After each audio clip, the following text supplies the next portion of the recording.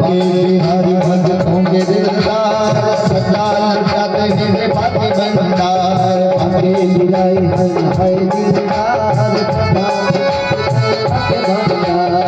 आगे बिहारी भक्तों के दिलदार सदा लुटाते हैं बातें बंदार आगे बिहारी दिलदार सदा लुटाते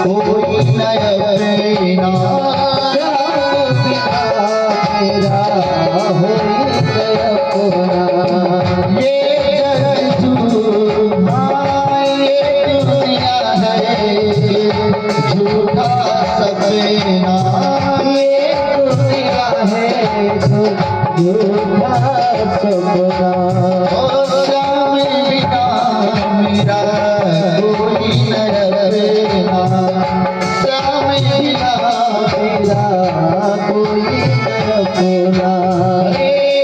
दुनिया है कि झूठा सपना, ये दुनिया है झूठा सपना। नजरों से पर्दा हटा कर तो देखो, नजरों से पर्दा हटा कर तो देखो।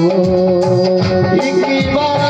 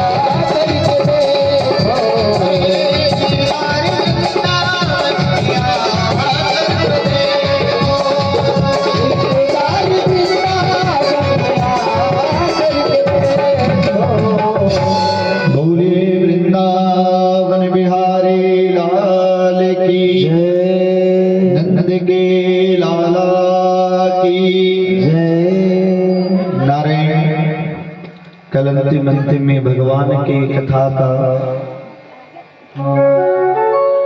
प्रसंग से जब हम लोग श्रवण कर रहे थे तो कथांतर्गत हम लोगों ने श्रवण किया कि भगवान का जन्म मथुरा में रावण कंस के कारागार में हुआ। और नंद वसुदेव जी महाराज भगवान को ला करके नंद बाबा के यहाँ पहुंचा देते थे। आज भगवान का सर्वप्रथम पूजन किया गया। नंद बाबा ने ब्राह्मणों को बुलाया, क्योंकि ब्राह्मणों की ही कृपा से नंद बाबा को भगवान नंद नंदन की प्राप्ति हुई है। ब्राह्मण लोग आकर के क्या कहे कि वाच इत्वा स्वस्तिन्यम जात कर्मात्मजस्य वे कार्यामास विधिवत् पितृदेवार्चनम् तथा। जब ब्राह्मण लोग आए तो सबसे पहले उन्होंने स्वस्ति वाचन किया। द्यो शान्तिरन्तरिक्षं शान्तिः पृथिवी शान्तिरापः शान्तिरोषधयः शान्तिः वनस्पतयः शान्तिर्विश्वे देवाः शान्तिर्ब्रह्म शान्तिः सर्वगुण शान्तिः शान्तिरेव शान्तिः क्षमा शान्तिरेधे तुवाच इत्वा स्वस्तिन्यम्। आप लोग शांति से कथा सुनिए, क्योंकि आज कथा का बहुत सुंदर वातावरण है। इंद्र देवता के द्वारा भी सेवा की जा रही है और कथा सुनने के लिए शांति ही सबसे उत्तम स्थान मानी गई है। तो सभी ब्राह्मणों ने पहले स्वस्ति वाचन किया और स्वस्ति वाचन करने के बाद जात कर्मात्मजस्य वे, बोलिए नहीं आप लोग, भगवान का जात कर्म संस्कार किया गया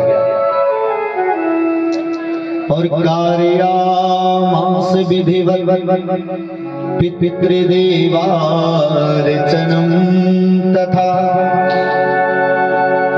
देवी देवताओं की पूजन की गई, लेकिन सबसे पहले पितरों का पूजन किया गया। जैसे हम लोग यज्ञ के द्वितीय दिवस में नांदी श्राद्ध अंतर्गत हम लोगों ने पितरों का पूजन किया, क्योंकि देवताओं से छोटा स्थान पितरों का नहीं है, दोनों समकक्ष के हैं। इसलिए पहले पितृ फिर देव अर्चन तथा पहले पितरों का पूजन किया गया, फिर देवताओं का पूजन किया गया। जात कर्म संस्कार। आजकल लोग कहते हैं कि जाति आदि की कोई आवश्यकता नहीं, बहुत आवश्यकता है। भगवान राम जी के जीवन का हम दर्शन करें या भगवान श्याम का, दोनों का जब जन्म हुआ तो सबसे पहले उनका जात कर्म संस्कार किया गया। वहां पर गोस्वामी जी कहते कि नंदे मुख श्राद्ध करे जात कर्म सबके, अरे हाटक धीनो बसन मने नृप प्रण कह दीन। भगवान राम का भी जब जन्म हुआ तो महाराज दशरथ ने अपने कुल गुरु अपने कुल पुरोधा पुरोहित को बुलवा करके सबसे पहले उन्होंने जात कर्म संस्कार करवाया। हम जिस कुल में जन्म लिए हैं उसका हमको नाम और गोत्र स्वतः प्राप्त हो जाता है। आजकल लोग जात को नहीं, देखिए जात को मानने से जातिवादिता नहीं बढ़ती। हम जब उस जात के ऊपर अगर अपने स्वार्थ की सिद्धि करने लगे तब जातिवादिता बढ़ जाती है। देखिए, अरे वनस्पतियों में भी जातिवादिता होती है। आम का फल उसको पकने का समय ग्रीष्म का समय माना गया है ना, वो ग्रीष्म में ही पकेगा। और अभी अगर आपको पका पका आम मिल भी जाए तो खाने में स्वाद नहीं लगेगा। अगर अभी आम ले आइए तो वो मिठास और स्वाद आपको नहीं मिल सकती जो उसमें ग्रीष्म के समय में उसका स्वाद होता है। देखिए, जो सब्जी जिस समय होने का वो सब्जी उसी समय ठीक लगता है खाने में। तो वनस्पतियों में भी भेद है। इसके मतलब ये नहीं कि वो जातिवादिता करते हैं, नहीं नहीं, सबकी अपनी एक सुंदरता है। इस समाज की व्यवस्था किस तरह से व्यवस्थित रूप से चल सके इसलिए भगवान कृष्ण ने गीता में कहा कि चातुर्वर्ण्यम मया सृष्टम गुण कर्म विभागसः। ये चातुर्वर्ण मतलब चारों वर्णों की व्यवस्था भगवान के द्वारा की गई है। देखिए, एक मुसलमान कभी भी कुरान के आयतों पे उंगली नहीं उठाता, एक क्रिश्चियन कभी भी बाइबल के सूत्रों पर उंगली नहीं उठाता, और हम लोग अपने आप को सनातन धर्मावलंबी कहते हैं, और हम लोग भगवान के विवाद पर प्रश्न चिन्ह लगा देते हैं। क्या हम लोग भगवान के भक्त हुए? भगवान कहते हैं तुम हमको मत मानो, कोई कष्ट नहीं होगा तुम्हें, लेकिन तुम हमारे कहे हुए वाणी को मानो जो मैं शास्त्र में कहा हूं, क्योंकि तस्मात् शास्त्रम प्रमाणेन कार्य कार्य व्यवस्थितो। भैया इसका आवाज थोड़ा हानि ज्यादा हो रहा है। हमें क्या करना चाहिए, नहीं करना चाहिए, इसका दिशा यदि कोई दर्शन कराता है तो शास्त्र कराता है। शास्त्र क्या है? ये केवल पन्ना पोथी है? नहीं, हमको किस मार्ग का अनुसरण करके और इस संसार के भी लौकिक सुखों की प्राप्ति करना है, और जब इस पृथ्वी को त्याग करके चले जाएंगे तो पारलौकिक सुखों की प्राप्ति करनी है। इन दोनों मार्गों की प्रशस्तीकरण करने वाला शास्त्र है। शास्त्र क्या है? ये साक्षात भगवान की वाणी, क्योंकि मारुत श्वास निगम निजबानी, ये भगवान की वाणी जो हम लोग सुनते हैं, जिसके द्वारा आत्मा को आनंद मिले। इसलिए देखिए, युग युगांतरों से भगवान की कथा गाई जा रही है, लेकिन भगवान के कथा का लालित्य कभी भी समाप्त नहीं होता। जितना सुंदर आज से 100 वर्ष पूर्व हमारे पूर्वजों को लगती होगी कथा, उतनी ही सुंदर हमें लग रही है, और हमारे आगे आने वाली 100 वर्ष के बाद जो पीढ़ियां आएगी उनको भी इतनी ही सुंदर ये कथा लगेगी। आप कोई भजन सुनिए, फुहर भजन, जैसे जिसको भोजपुरी में गाया गया हो, या कोई गाना सुनिए, उसका एक समय होता है, 1 साल 2 साल, उसके बाद लोग उब जाता है। लेकिन जो हमारे महापुरुषों के द्वारा पद पदावलियां गाई गई, सूर हूँ, तुलसी हूँ, कबीर हूँ, देखिए आज भी उसमें वही रस और आनंद मिलता है जो 400-500 वर्ष पूर्व मिलता था। क्यों?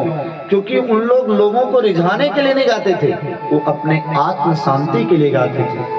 और समाज का कल्याण कब हो सकता है? स्वांता सुखाय, जब अपने आप को सुख मिलेगा तभी आपको सुख मिल सकता है, और हम अपने आप को सुखी नहीं करें और आपको सुख पहुंचाने का प्रयास करें तो कभी मिलने वाला नहीं। तो भगवान कहते हैं कि देखो, मैंने भी जब मनुष्य के रूप में अवतरित, देखिए भगवान का जन्म क्यों होता मनुष्य के रूप में?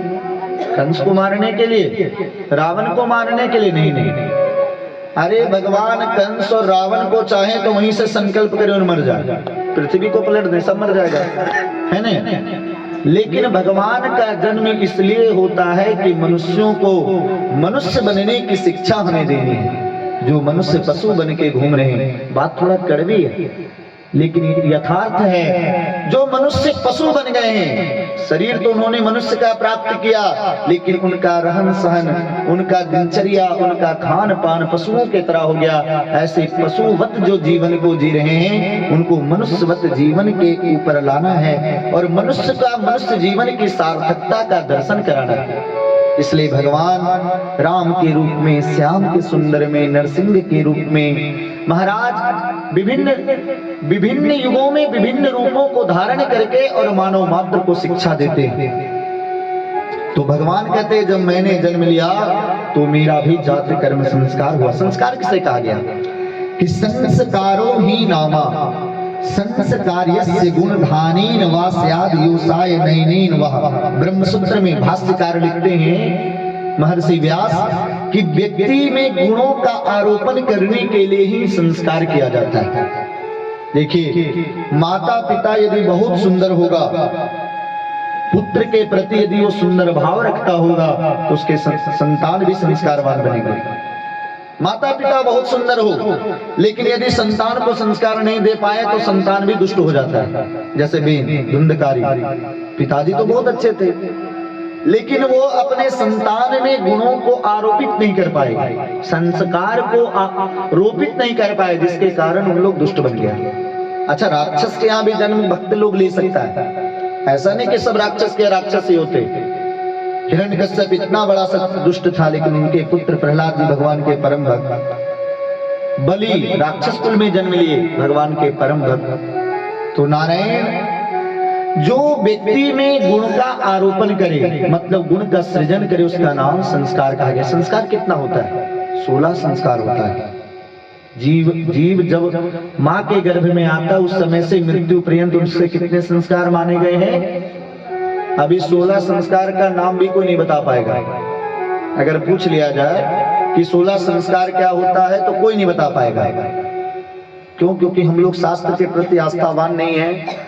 तो गर्भाधानम पुंसवनम सीमंतो जात कर्म चा नाम क्रिया निष्कर्मेणा अन्नासनं वपनं क्रिया करना विधो व्रतादेशो वेदारंभ क्रिया विधे केशान्ता स्नानमुद्वाहो विवाहाग्नि परिग्रह त्रिताग्नि संग्रहश्चैव संस्कारा षोडशा स्मृतः। जीव का पहला संस्कार होता है गर्भाधान संस्कार। जिस समय माँ के गर्भ में जीव आता है, उसी समय से संस्कार की परंपरा प्रारंभ हो जाती है। माँ के गर्भ में आया, उसको क्या कहा गया? गर्भाधान संस्कार। गृहस्थ जीवन में प्रवेश के उपरांत प्रथम कर्तव्य के रूप में इस संस्कार की मान्यता दी गई है। जीव का जो दूसरा संस्कार, उसका नाम है पुंसवन संस्कार। गर्भस्थ शिशु, जैसे गर्भ में शिशु आ गया, कन्या हो या बालक हो, कोई बालक या बालिका कोई भी हो, तो बालक के मानसिक विकास के लिए देखिए, उसके मन के निर्माण माँ के गर्भ में ही हो जाता है। अभिमन्यु जी जो वो चक्र भेदन की प्रक्रिया जो सुने थे, अभिमन्यु का नाम आप लोग सुने होंगे, वो माँ के गर्भ में सीख लिए थे। प्रहलाद जी भगवान के भक्ति को माँ के गर्भ में, जब माँ कयाधु के गर्भ में थे, तब नारद जी के द्वारा उन्होंने सीख लिया था। तो गर्भस्थ शिशु की मानसिक विकास के लिए उसका मन मजबूत हो और उसकी जो मन हो बिल्कुल शुद्ध हो, भगवान में लगा हुआ हो, इसलिए उसका पुंसवन संस्कार किया जाता है। ये संस्कार कब होता है? जब मैया लोग गर्भ धारण कर लेती हैं, 2 से 3 महीना के मध्य में इस संस्कार को किया जाता है। तीसरा संस्कार होता है सीमंतोनेन संस्कार। सीमंत बहुत काम की बात है, कथा तो हम लोग सुनेंगे ही, क्योंकि कथा सुनने के लिए बैठे हुए हैं। सीमंतोनेन संस्कार किसे कहा गया? जब गर्भस्थ शिशु माँ के गर्भ में आता है, तो कई सौभाग्यवती स्त्रियां एकत्रित होकर के पद पदावलियों का गान करती है और उस मैया का जो गर्भधान संस्कार किए, उनके गर्भ में फल आदि रख करके, और मैया लोग आकर के कंघी आदि से उनके बाल को व्यवस्थित करके, और सौभाग्यवती स्त्रियां उनको सिंदूर भरती। इसको सीमंतोनेन संस्कार कहा गया। और जन्म लेते ही जीव का जो पहला संस्कार होता है, उसका नाम है जात कर्म संस्कार। प्रत्येक मानव का जात कर्म संस्कार होता है। आप ब्राह्मण हैं, क्षत्रिय हैं, वैश्य हैं, शूद्र हैं, लेकिन होता क्या है ना कि हमको आरक्षण लेना हो तब तो हम निम्न वर्ण के बन जाते हैं, और समाज में अगर बोलना हो तो हमको संकोच लगता है। गलत बात है। अरे हमको गौरव होना चाहिए, हम जिस भी कुल में जन्म लिए। अब कोई भी बड़ा छोटा नहीं होता, ये हम लोगों की बुद्धि और हम लोगों ने बड़ा छोटा बना दिया। अगर बड़ा छोटा होता तो शायद भगवान माँ सबरी के जूठा फल को नहीं खाते, है ना? इसलिए बड़ा छोटा कोई भी नहीं होता। हम सभी लोग परमात्मा के संतान हैं, और अगर परमात्मा के संतान से हम भेद कर रहे हैं तो हम भगवान से भेद कर रहे हैं। तो जात कर्म संस्कार होता है, जिसमें जात कर्म संस्कार क्यों किया जाता है? आखिर जात कर्म संस्कार की आवश्यकता क्यों पड़ती है? तो इसका इसलिए आवश्यकता पड़ती है ताकि बालक में मेधा आवे, उसकी बल की वृद्धि हो, वो दीर्घ आयु को धारण करने वाला हो। इसके बाद माता उनको स्तनपान कराती है। दूध पान से पूर्व उसका जात कर्म संस्कार होना चाहिए। उसके बाद भगवान कहते हैं कि जात कर्म संस्कार के बाद उसका नामकरण संस्कार होता है। किसी ब्राह्मण को बुला करके अपने पुत्र या पुत्री का नामकरण संस्कार करावे, फिर निष्क्रमण संस्कार, सीमंतोनयन संस्कार, चूड़ा कर्म संस्कार, ये सब 16 संस्कार बताए गए। हम लोग केवल 2-3 संस्कार जानते हैं। क्या क्या? हैप्पी बर्थडे मना लेते हैं, है ना, वो भी केक काट करके मोमबत्ती बुझा करके। ये सब पश्चिमी देशों की सभ्यता है। आज बालक की आयु की वृद्धि की कामना करें फिर भी लोग फूंक मार के मोमबत्ती बुझा देते हैं। और विडंबना तो यह है कि ब्राह्मणों के यहाँ सबसे ज्यादा किया जा रहा है। अच्छा, दुनिया को तो उपदेश दिया जा सकता है, लेकिन परिवार वालों को उपदेश कौन दे?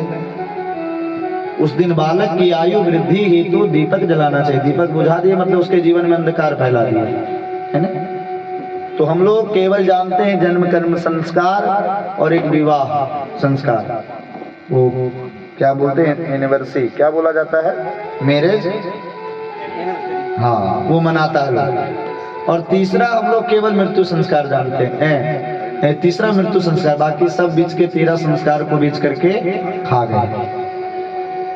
लेकिन भगवान का यहाँ जात कर्म संस्कार हुआ, विधिवत हुआ, कार्यामास विधिवत। अच्छा देखिए, कैमरा वाला जब विवाह में जाता है ना तो 6 घंटा समय लेता है कि ऐसे घूमो ऐसे घूमो। और जब विवाह मंडप में लोग आ जाते हैं, पंडित जी बिल्कुल समय नहीं है, 1 घंटा के अंदर विवाह करा दीजिए, है ना। जहां देर करने का वहीं लोग जल्दी करता है, और जहां जल्दी करने को आप फालतू में खूब समय बर्बाद करेगा। पड़ाका बम उड़ा देगा 2-4 घंटा, मदिरा पी जाएगा 2-4 घंटा, समय बर्बाद हुआ, वहां उसको नहीं लगता कि समय बर्बाद हो रहा है। और विवाह मंडप में आया तो जल्दी करो, और वहां से जो जल्दी शुरू रहता है वो जीवन भर जल्दी ही रहता है शुरू। इसलिए भगवान के पास जाओ तो जल्दी मत करो। एक तो जल्दी महाराज कर्मकांडी ब्राह्मण मिलते नहीं, और अगर मिल जाए तो आप लोग नियम पूर्वक उस संस्कार का पालन करेंगे। देखिए, भगवान लाला का जन्म हुआ तो सभी लोग प्रसन्न हैं, और सभी लोग ब्रज में पद पदावलियां गा रहे हैं। आई हम लोग भी गावें। ये रसिया है वृंदावन का। अरे ब्रज में हो रही जय जयकार, नंद घर लाला जायो है। ब्रज में हो रही जय जयकार,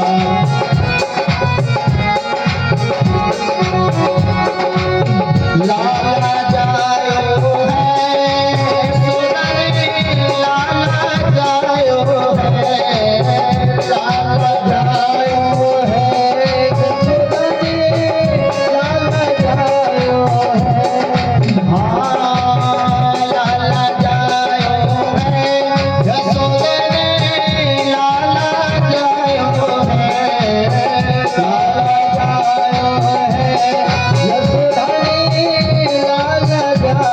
है। हरे ब्रज में हो रही जय जयकार, नंद घर लाला जायो है। ब्रज में हो रही जय जयकार, नंद लाला जायो है। हरे बोल।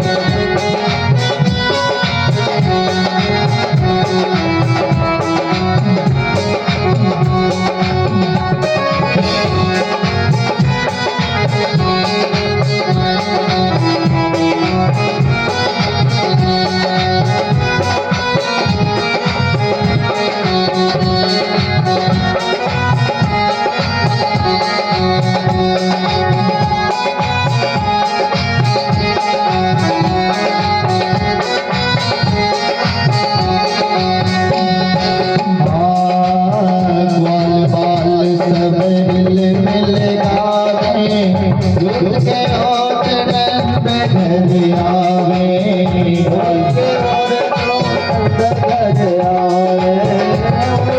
ओट नंद घर आवे। ग्वाल बाल सब मिल मिल गावे, दूध के ओट नंद घर आवे, ग्वाल बाल सब मिल मिल गावे, दूध के ओट नंद घर आवे। ब्रह्मानंद समान आज सुख सबने पायो है, ब्रह्मानंद समान आज सुख सबने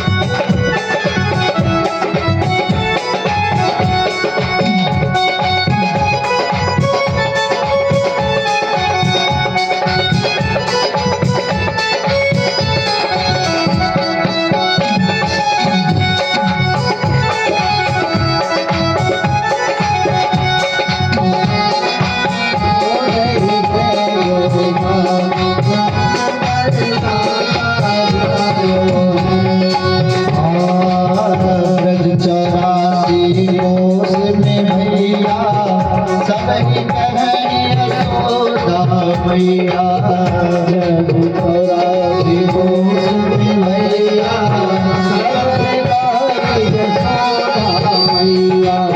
ब्रज 84 कोस में मैया सब ही कहनी यशोदा मैया।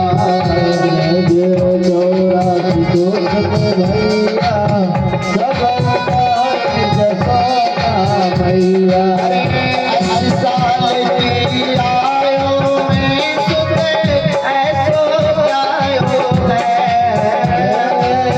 80 साल की आयु में सुख ऐसे आए हैं। 80 साल के आयु में सुख ऐसो आयो है।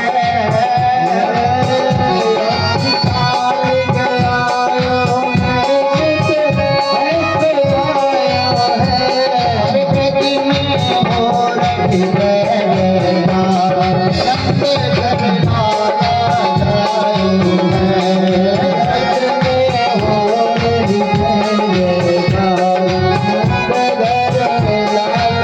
जायो भोले रंग के आजी।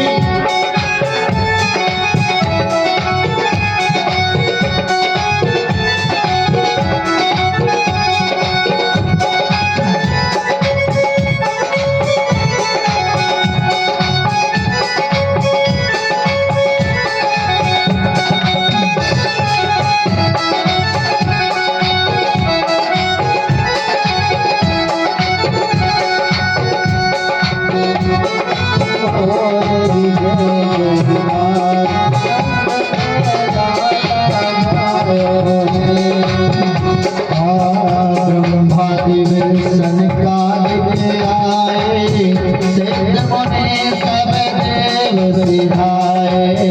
ब्रह्मादि दर्शन काल के आए सिद्ध मुनि सब देव सिधाए। ब्रह्मादि दर्शन काल के आए सिद्ध मुनि सब देव सिधाए। ब्रह्मादि दर्शन काल के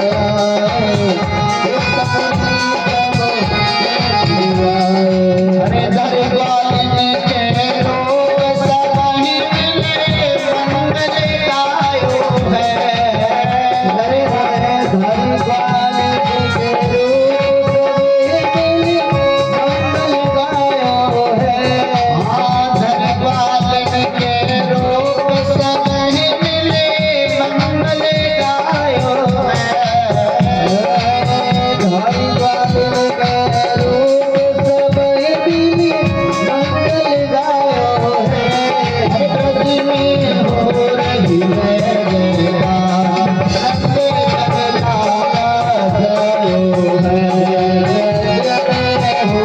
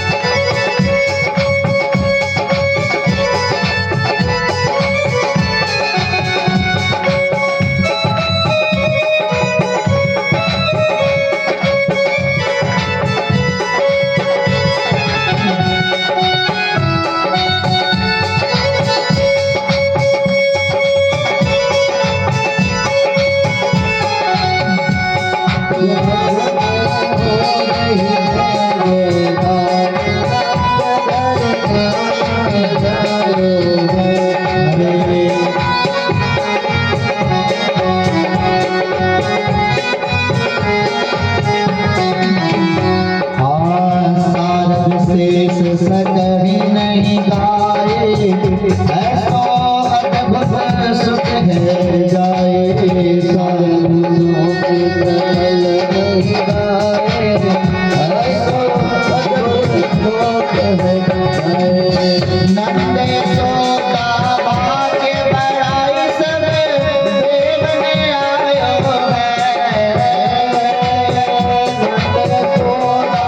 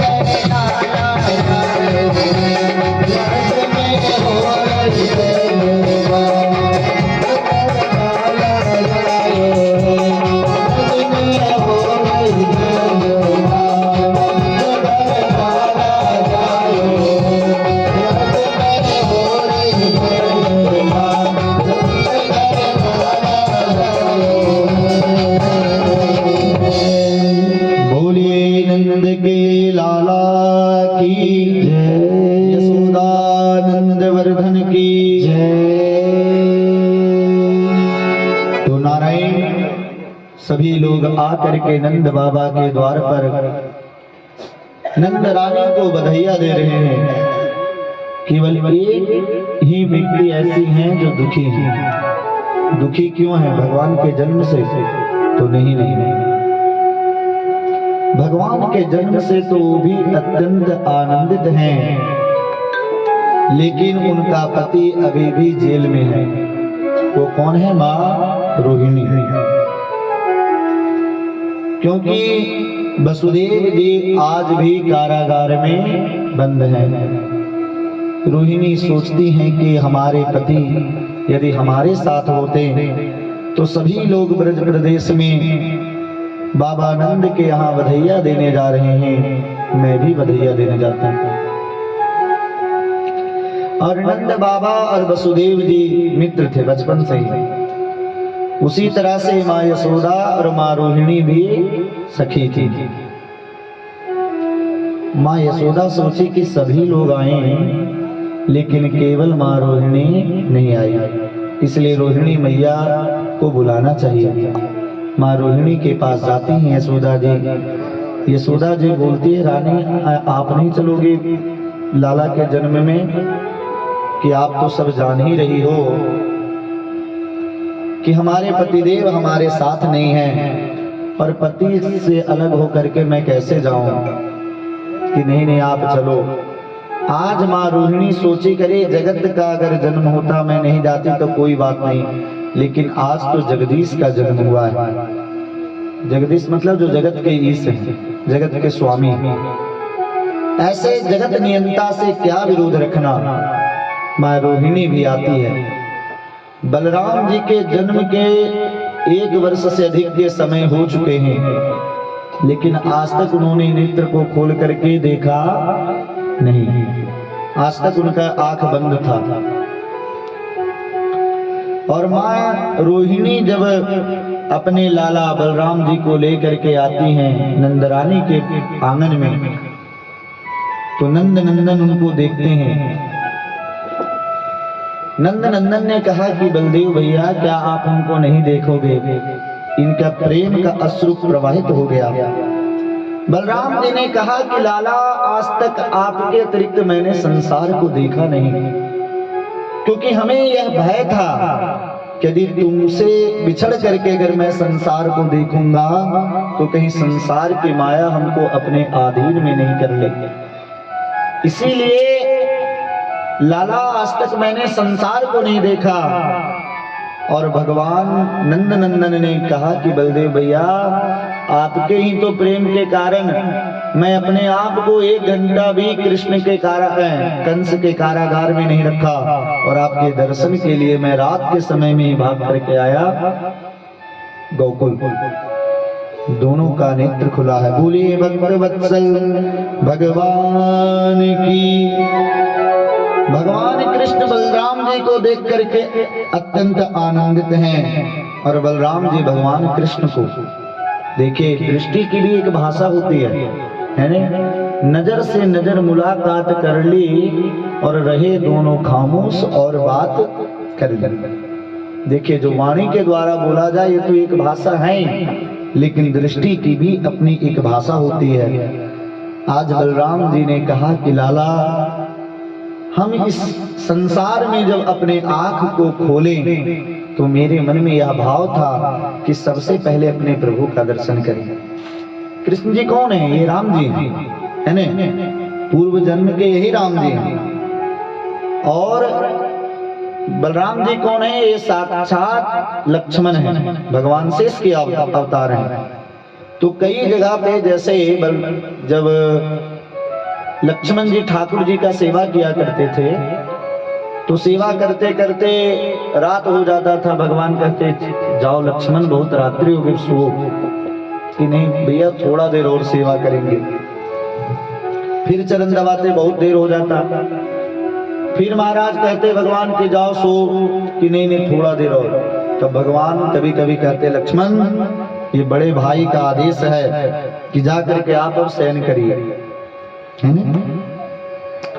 तब लक्ष्मण जी के मन में ये गलानी रहती थी कि अरे अगर हम बड़ा होते तो भगवान हमको डांट नहीं पाते, हमको सेवा नहीं करने देते। सोचिए, राम और लक्ष्मण ऐसे भाई थे जो सेवा के लिए लड़ते थे कि जितना अधिक से अधिक वो सेवा करेगा, और हम लोग सेवा से दूर भागते हैं। अच्छा, सोने के क्रम में सबसे बाद में लक्ष्मण जी सोते थे और उनसे पहले राम जी सोते थे, और राम जी से पहले विश्वामित्र सोते थे, लेकिन जगने के क्रम में सबसे पहले लक्ष्मण जी जगते थे। आजकल होता क्या है कि सासू माँ तो जग जाती हैं, पतिदेव भी जग जाते, लेकिन श्रीमती जी बिस्तर पर ही पड़ी रहती। अच्छा, डर भी इतना है कि उनको अगर जोर से बोला जाए तो कहीं घर में महाभारत प्रारंभ नहीं हो जाए। तो सेवक का धर्म क्या है? देखिए, ऐसा नहीं कि इसमें बड़ा छोटा कोई है, पत्नी पहले जग गई तो छोटी हो गई, पति बाद में जगा तो बड़ा हो गया, ये सब भाव नहीं है। ये सेवा का भाव, जहाँ सेवा का भाव होता है वहाँ अभिमान नहीं होता। अरे जहाँ पर ईगो है वहाँ सेवा क्या हो सकता है? हम बड़े बने रहो बड़े। तो नारायण बलराम जी कहे, लक्ष्मण जी ने कहा कि बन लो बड़ा का फायदा तुम उठा लो, मत करने दो सेवा, अगला जन्म में हम बड़े बन करके आएंगे, है ना, फिर हम जितना चाहेंगे उतना सेवा करेंगे।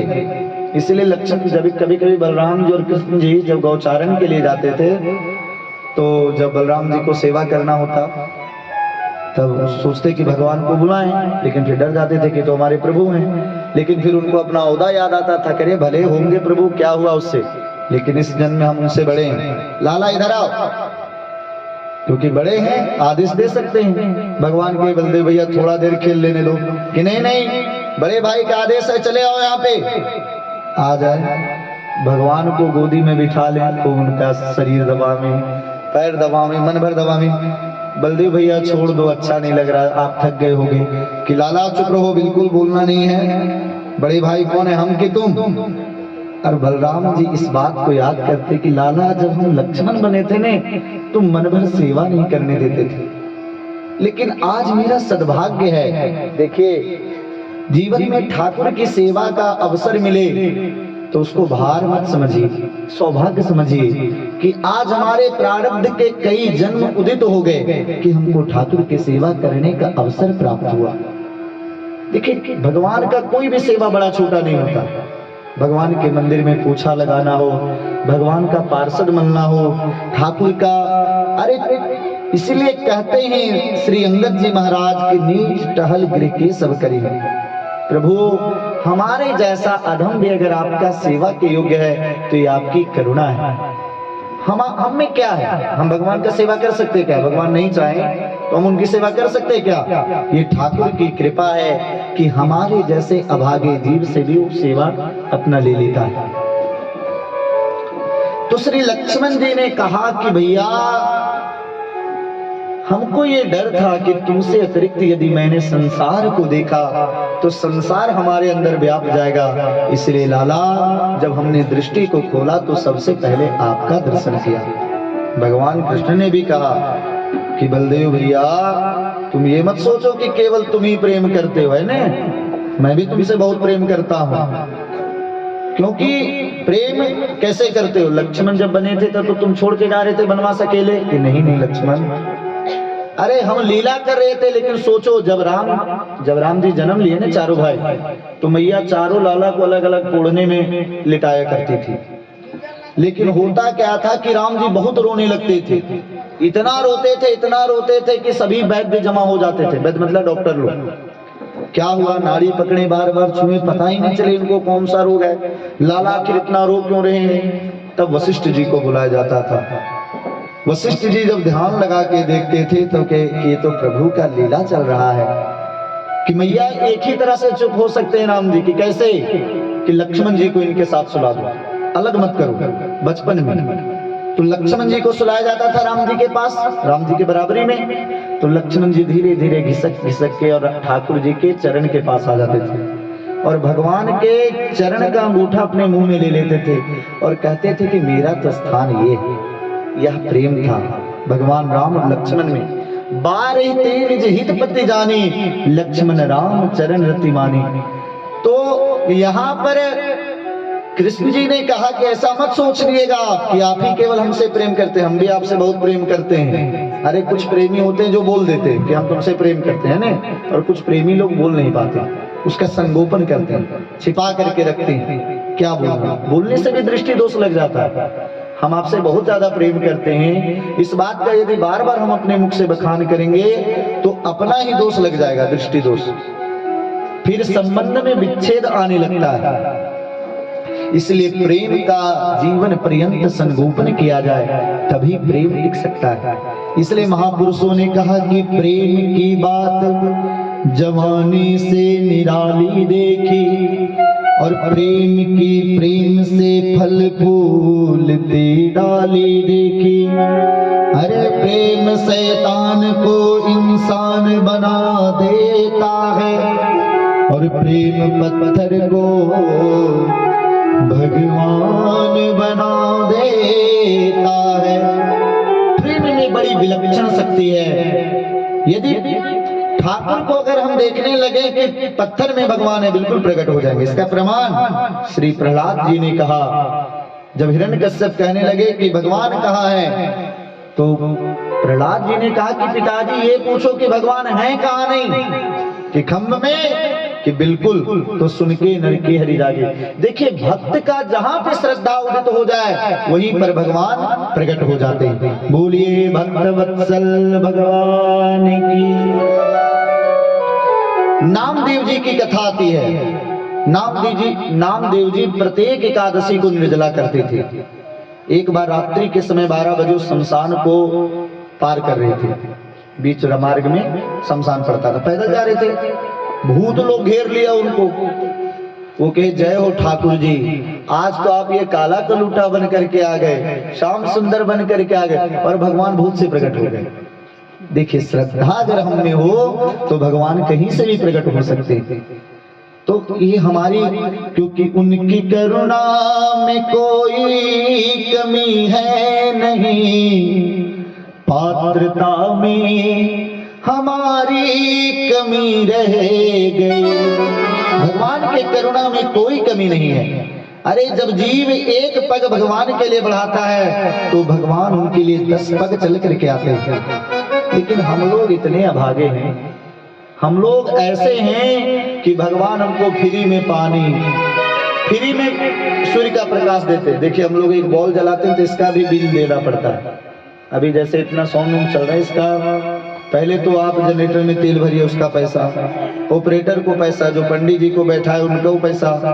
और भगवान अगर अपना बिजली बिल जोड़ करके दे, कभी भेज दें कि तुम्हारे बाप दादा के समय से हम फ्री में तुम्हारा प्रकाश की सेवा करें, तो हम लोग चुका पाएंगे क्या? अगर वो अपना बिजली बिल थमा देता। पानी भगवान फ्री में दे रहे हैं, वायु फ्री में दे रहे हैं। अगर एक बोतल सलाइन भी कराओगे नहीं तो डॉक्टर कम से कम 5000 का बिल बना देगा और हाथ में पकड़ा देगा। ऑक्सीजन लगाएगा तो कितना हजार का बिल बन जाएगा।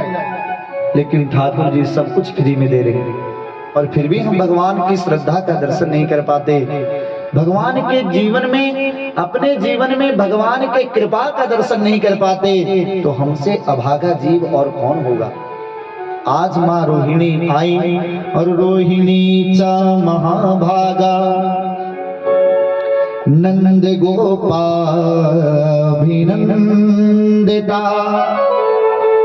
व्यचरद देवासा कंठाभरण भूषिता। भगवान बहुत दिव्य रूप धारण करके आए हैं।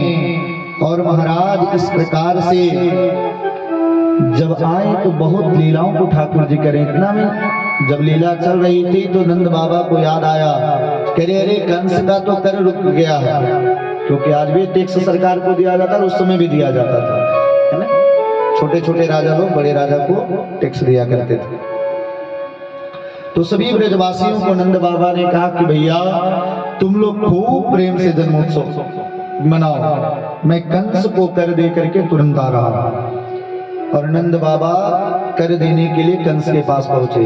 कंस ने कहा, करिए नंद बाबा 80 साल की उम्र में आपने तो आपके घर लाला के जन्म भय हो गए, तो नंद बाबा ने कहा महाराज ये आप सबों की कृपा है, क्योंकि मैंने तो पुत्र होने की इच्छा को भी त्याग दिया था कि ये तो ठीक है, लेकिन भैया लाला का जन्म हुआ तो कुछ खिलाओगे नहीं कि महाराज जो आप आदेश करेंगे।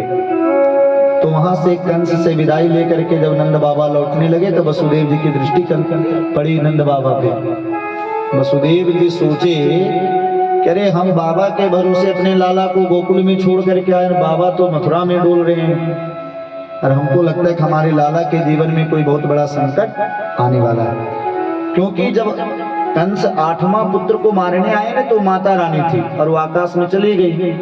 वो कौन थी? नंद, जिसका श्लोक आता है दुर्गा सप्तशती के 11वां अध्याय में। वहां पे मार्कंडे पुराण में कहा गया कि नंद गोप गृहे जाता यशोदा गर्भ संभवा ततस्तो नास इस्यामी विंध्याचल निवासिनी। जो माँ विंध्याचल का हम लोग दर्शन करते हैं ना, ये भगवान कृष्ण की अपनी सगी बहन है। बोलिए विंध्याचल निवासिनी मातु की। तो जब कन्या ऊपर गई तो कही रे कंस तुम अब किसी बालक को मत मारो। क्यों? क्योंकि तुम्हें मारने वाला काल ने जन्म ले लिया है। कंस बहुत चतुर है, बोला मैया उसका परिचय बता दो कहाँ है, कि तुम इतना मूर्ख समझता है। अरे कहाँ है तुम ढूंढ लो, हम तुम्हें नहीं बताएंगे। तब तुरंत कंस आपातकालीन बैठक किया, इमरजेंसी बैठक, कि भैया हमको मारने वाला जन्म ले लिया, वो हमारे सीमा को छोड़ करके भाग गया है, इसलिए जितने भी हाल के जन्म लिए हुए बालक उन सभी को मार डालो। और ये बात वसुदेव जी को बता चले गए। तो वसुदेव जी ने कहा कि हम तो बाबा के भरोसे अपने लाला को गोकुल में छोड़ करके आए और बाबा मथुरा के बाजार में ढूंढ रहे हैं। तो दोनों मित्र थे, तो नंद बाबा के पास गए कि बाबा अरे आपके यहाँ लाला के जन्म भयो कि महाराज ये तो बहुत आपकी कृपा है, कि लेकिन तुम तो बड़े बेईमान हो। क्योंकि मित्र लोग होते हैं तो अपना हृदय का बात भी बोल लेते हैं। कैसे महाराज?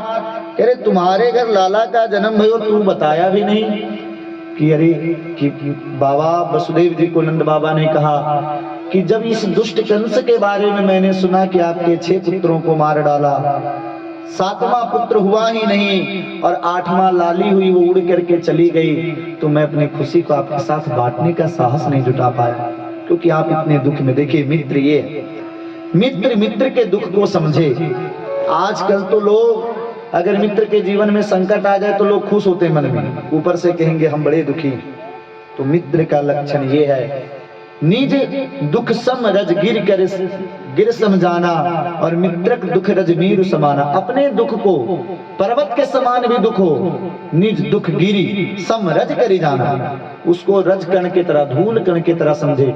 और मित्र के जीवन में अगर धूल के बराबर भी अगर दुख आ जाए तो उसको पहाड़ की तरह समझ कर उसको दूर करना चाहिए। ये मित्र की परिभाषा है।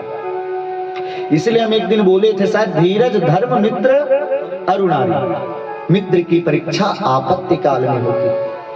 तो नारायण कि बाबा ठीक है, अरे मेरा कोई लाला नहीं बचा, उसका कोई हमें दुख नहीं है, लेकिन जो आपके घर लाला का जन्म है ना, मैं उनको भी अपना ही लाला मानूं। कि हाँ बाबा वो आपका ही लाला है। कि बाबा ज्यादा देर तक तुम मथुरा में मत डोलो, क्योंकि मेरा ज्योतिष शास्त्र ये कह रहा है कि आपके लाला के जीवन में कोई बहुत बड़ा संकट आने वाला है। अब संकट का जैसे ही नाम सुने नंद बाबा तुरंत भगवान का नाम लेने लगे, और भगवान का नाम लेते हुए कहां पर आए? अपने गोकुल। जब तक नंद बाबा नहीं आए उससे पहले आ गई पूतना मौसी, खूब सुंदर क्रीम पाउडर लगा करके, मेकअप करके, है ने, इतना बढ़िया बन गई कि उसका दांत तो इतना बड़ा बड़ा था लेकिन दांत को कटवा ली, बिल्कुल काली कलूटी थी। लेकिन वो महाराज पूरा प्लास्टिक सर्जरी कहते हैं ना, करा करके आई, बिल्कुल इतना सुंदर बन करके आई कि भगवान सुखदेव इसकी उपमा माँ लक्ष्मी के साथ में देते। और आई सज धज करके कही, नंद रानी अरे बहन तुम्हारे यहाँ लाला का जन्म भयो है, तुम बताई नहीं। माँ यशोदा सोची कि ये मेरी बहन कहाँ से आ गई, इससे पहले तो इसको कभी देखे भी नहीं, लेकिन अचानक इसको पूछ लें कि तुम कौन हो तो इसको बुरा लग जाएगा। कि हाँ हाँ बहन, आप लोग के यहाँ आशीर्वाद से लाला का जन्म भयो है। कि लाला का दर्शन नहीं कराओगे, लाला का मुखड़ो नहीं दिखाओगे, कि लाला तो पालने में पौड़े हैं, जा करके दूर से ही दर्शन कर लेना, लाला को छूना मत, नहीं तो लाला जगेंगे तो फिर रोने लगेंगे। पूतना को अवसर मिला और भगवान के पालने के पास चली गई, वहां कोई भी नहीं है। जब पूतना पास आई तो भगवान अपने आंख को बंद कर लिए, क्यों? डर के नहीं। भगवान के एक नेत्र में सूर्य का निवास है, दूसरे नेत्र में चंद्रमा का निवास है। तो भगवान अपने नेत्र को बंद करके ये बताना चाहते हैं सूर्य चंद्रमा की प्रभु इस पापिनी को मैं अपने धाम में निवास नहीं दूंगा, आपको जहां देना होगा वहां दे देना। दूसरे संत ने कहा कि नहीं, भगवान ने अपने नेत्र को इसलिए बंद किया कि भगवान का जन्म गोकुल वृंदावन में इसलिए हुआ कि माखन खाने को मिलेगा, और माखन का एक गोला भी नहीं मिला, और ये मौसी हमको जहर पिलाने चली आई, इसलिए भगवान ने अपने नेत्र को बंद कर लिया। तीसरे संत ने कहा ऐसा भाव नहीं है, भगवान अपने नेत्र बंद करके भगवान शिव को मनाते हैं कि बाबा हमारा तो जन्म ब्रज में माखन और मिश्री खावे को हुए हो, हम तो ये 20 पीते नहीं, तुम 20 पीते, इसलिए आकर के 20 सब तुम पी लो, उसके बाद दूध मैं पी लूंगा, उसके बाद मौसी का आगे कार्यक्रम लगा दिया जाएगा कि ठीक। तो भगवान इसलिए नेत्र बंद किए। पूतना उठा ली भगवान को अपने गोद में, स्तन पान कराने लगी। तो पहले भगवान ने विष का पान किया, फिर दूध का पान किया, फिर उसके प्राणों का पान करने लगी। पूतना सोची कि बालक इतना देर से दूध पी रहा है, इसको कुछ भी नहीं हुआ, जबकि कालकूट की विशेषता क्या है कि अगर उसका हवा भी लग जाए तो व्यक्ति मर जाता है, इसको कुछ हुआ नहीं। जब उसका प्राण खींचने लगा तो भगवान को कहते सामंच मुंचाल मिटे प्रभासिणे निस्पेट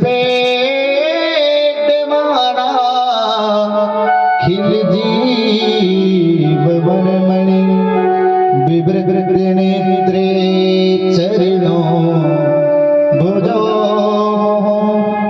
रश्मिन् निगात्रा क्षिपति रुरोधहा।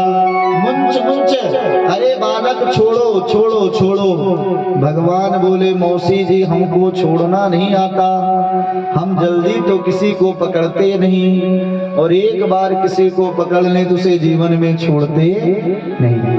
इसलिए देखिए कृष्ण नाम भी टेढ़ा होता है, जैसे कृष्ण जब लिखेगा ना तो इस तरह से विकार देना पड़ता है, वो बंसी का आकार है। तो बंसी में अगर मछली फंस जाए तो चाहे जितना छटपटाए लेकिन अपने आप को छुड़ा नहीं पाती। उसी तरह से नंद नंदन के अगर चरण में किसी का मन लग गया, जल्दी तो लगता नहीं, और कदाचित लग गया तो जीव अपने आप को भगवान के हुए बिना बचा नहीं पाता। तो मौसी जी पहले तो मैं किसी को पकड़ता नहीं, और अगर एक बार किसी को पकड़ लूं तो उसे जीवन में छोड़ता नहीं। अब तो बोली पूतना करीब इसकी तो पेट की दाढ़ी निकल पड़ी है, हम तो सोचे ये केवल 6 दिन का है, लेकिन ये तो बहुत बड़ा अपने आकार में आई।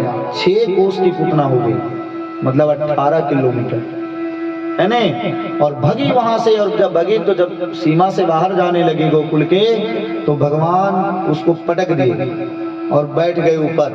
अब महाराज जब उसके गिरने की, जब वो गिरी, अब 18 किलोमीटर का आदमी कहीं गिर जाए तो पूरा हाईवे जाम, अब पूरा ट्रैफिक जाम, जितने वृक्ष आदि आए पूतना के पीठ के पीछे वो सब चूर चूर हो गए।